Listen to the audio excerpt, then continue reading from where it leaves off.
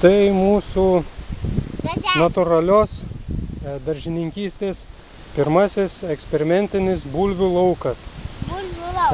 Dydis kažkur 1,5 metro ant 2. Buvo pasodinta gegužės 20 dieną kažkur ir šiandieną yra rugsėjo 3. Ir imsime derlių. Štai kaip viskas atrodo. Visą vasarą nebuvo nei pirštų liesta. Kaip pasodinom, taip dabar atėjom nukasti. Nereikėjo nei ravėti, nei apkaupti, nei tręšti, nei buvo užpuolę kolorado vabalai. Ir drėgmės užteko. Ant bulvių tarakonai, didelius tarakonas atsilaiko. Tarakonai gyvena bulvėse. Pelės neužpuolė, nes turim katę. Mes turim katę sergančią. Taip, dabar tik tai susirgo. Na ir bandysim žiūrėti. Taip, matosi tokie kupsteliai, kur pačios bulvės auga. O žiūrėkit pas mane tikros bulvės geras. Ir šiemet, aišku, aš tai nesitikiu čia labai didelio derliaus, nes buvo pirmais metais tik tai sodinta į šią žemę. Bulvės tiesiog buvo ant dirvos padėtos ir šiek tiek aš jas užpyliau ne pjuvinomis, o galima sakyti durpėmis. Užpyliau, kad jos šiek tiek turėtų į ką įsikabinti.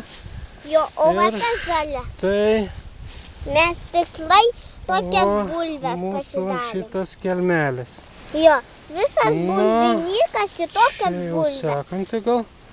O matė reikės. Na, sakyčiau, dabar. taip neblogai visai gal. Ne tiek labai jau daug, bet pradžia yra. Sekančiais metais čia reikėtų sodinti kažką kitą. Taikyti sėjomainą. Tai čia tuos viską paliekam. O mes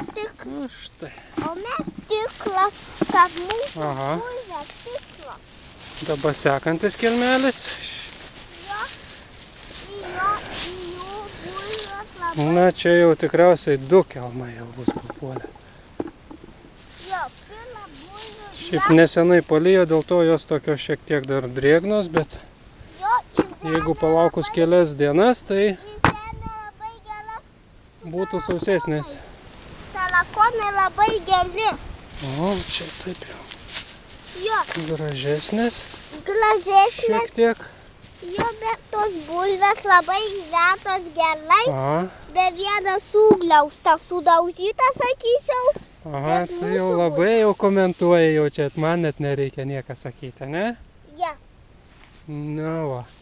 O mūsų bulvės stiklas iš kibilo padedam jas, sudedam į visam kažką. Gerai, man atrodo, užteks. Kepsim pyragą. Derlius visai neblogas, galima sakyti, ir kasti visai nesunku. Galima su lankom kapstyti. Taigi, kitais metais vėl bandysim, gal net didesnį plotelį. Čia tai mažos bulvytės. Taigi, iki visiems. Iki.